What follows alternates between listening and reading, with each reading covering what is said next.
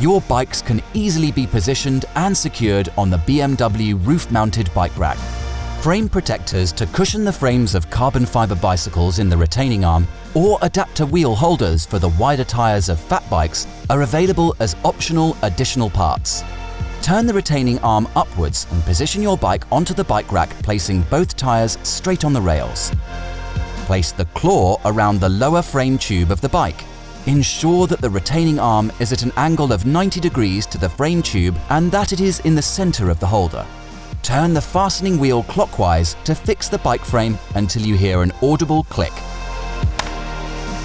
Push the wheel holder to the centre of the tyre.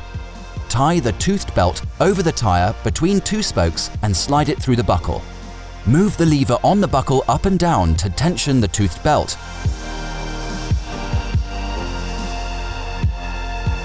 Ensure that the rim guard is flush over the rim and that the tooth belt is tensioned tightly.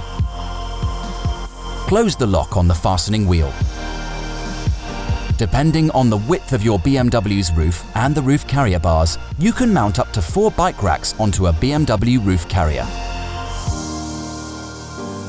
Continue watching our how-to series to get the most out of your BMW.